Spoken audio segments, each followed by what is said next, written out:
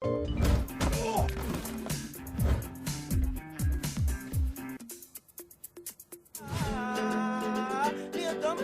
now we are here at Canada Screens, the screening for Year of the Carnivore, and that opens nationwide Friday, June 18th, sorry. And we're sitting here with one of the cast members, Will Sasso. How are you doing? And thanks for taking the time to do this interview. I'm doing fine. Your intro there sounded like I was just making my way down to the ring for a MMA fight. I'm ready to beat the shit out of someone now. Next time, Will Sasso, like really, maybe hold the O at the end. Okay. I don't want to tell you how to do your job. Yeah, actually, I was watching UFC last Saturday night, so maybe yeah. Literally, that's what was happening. You thought you were Bruce Buffer for a moment. Yeah. Still caught up in that moment from last week. Yeah, there's many different issues being delivered in the film, but there's overall macro issue that relates specifically to the main character, Sammy Smalls. I was just curious, you play the store manager. Your part was kind of separate from the main theme, but when you're put in a position like that, having to focus on your own role, I guess you do. It might sound like a stupid question, but do you read the script in full? Yeah, I read the entire script. Oh. Yeah, I mean, I may not have anything else to do on that Thursday afternoon when I get the script, so I'll read the script. No, of course not. Of course that has nothing to do with it. Yeah, I read the script. It's not that hard being an actor. Reading the script is the least you could do. Oh. Yeah, it takes a little while. I guess I should have been more specific. Is when you're focusing on your role, do you try and kind of put the main theme out of your mind so you can focus on your part in the film? Well, I mean, the main theme doesn't really enter into my mind to begin with. When you're playing a part, you're playing that part. You're however consumed as you are, consumed with that role, that character, his journey or lack thereof, or whatever he needs to do, or So no, there's nothing that I need to put out of my mind. It's a real. I mean, acting is kind of an intimate experience. Everything goes away. The cameras aren't there. You don't really see anybody else, and the other people that you're in the scene with, you're reacting with them. And it's things take over. Your character deals with shoplifters in a very interesting way. How he punishes them. You hear a lot about how actors bring aspects of their experience or their personality to their character.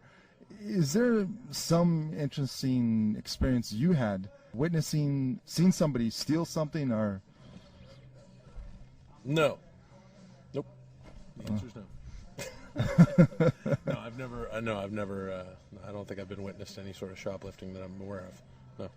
Is that what you're asking me? Witness people stealing stuff?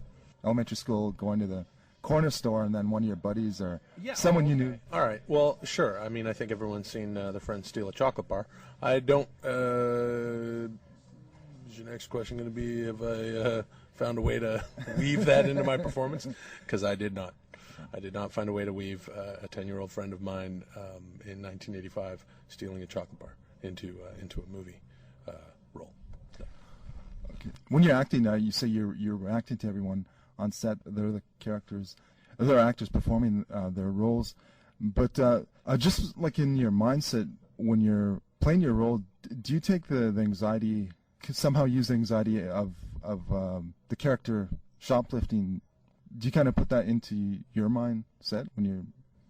Do I put the anxiety of the character reacting to shoplifting into the? Yes, yeah, absolutely. No, Derk doesn't like it when people shoplift, so Will doesn't like it when people shoplift. But when Will doesn't like it, Will is playing a character named Derk. So I guess that brings us back to Derk not liking it when people shoplift. Yeah, very talented cast. Very interesting story. Great scores in this film. Yeah, all Canadian bands performed in this film.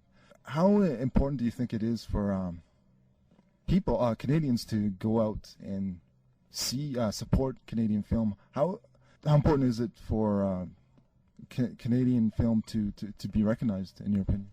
By Canadians? I mean, I think it's really important. A lot of times, I mean, look, I hear it over and over again in different ways. A lot of people within the industry or that just are consumers and our audiences for this sort of film and others, we need to have more Canadian stuff. We need to provide our own stuff, and we need to create our own stuff, and we need to ingest our own stuff. So I think it's really important for people to go out and, I don't like the word support. I don't like hearing like, hey, support the arts or go support this movie. Go enjoy the movie. It's a good film. It's a cool, fun, weird film, and if you go see it, you probably won't see anything like it. You probably never have, and you may never see it again. And there's room for this. This is a relevant film. The weekend previous and the weekend after, you can see whatever sort of big budget blockbuster American film that you want to see, and then in the meantime, sure, why not? I mean, even if it's for the simple effect that it has on somebody when they say, hey, they shot that where I live. Yeah, go see it, whatever. Yeah, it's important. Yeah, one last question. It was Sook-yin Lee's very first time directing, and of course she wrote the script. What was the whole experience like working under Sook-yin Lee? Well, it wasn't her first time directing. It was her first time directing a feature film, a feature-length film. But she has directed before. Sook-yin is incredible, and it's I mean, she's a very creative person, as anybody who knows anything about her would know. She's extremely creative. So there's a whole wealth of creativity that she brings to the job. Some directors are very technical. Some directors are an actor's director. There's different ways for a director to get into directing, and the ways from which they come into the business, specifically of directing, usually dictate their strength.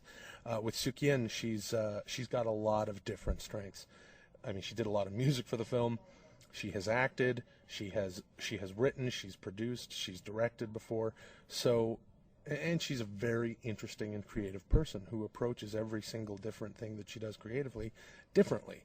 So, as far as getting a director, you're getting a very well-rounded director. So, I mean, aside from all I could really say is, I mean, I could go on and on about how impressed I was and how impressive she is as a director.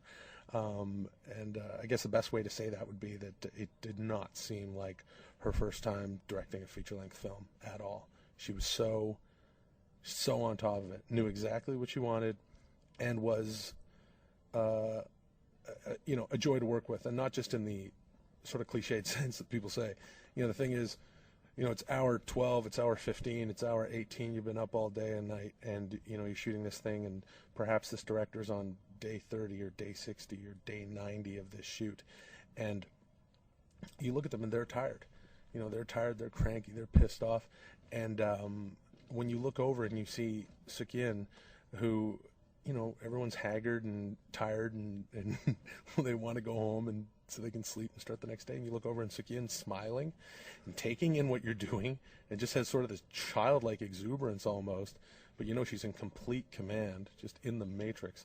That's a real luxury to have, not just as an actor, but any person with any sort of role connected to a feature film or any sort of creative endeavor. So I hope she does a whole lot more of these, because she certainly deserves to, and she'd be a real huge asset.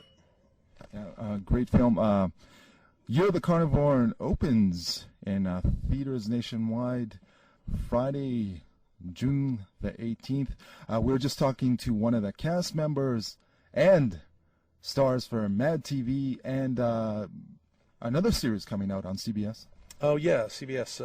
Well, it's unofficially called Shit My Dad Says, based on the Twitter feed, but it won't be called that. It'll be censored. My dad says, bleep.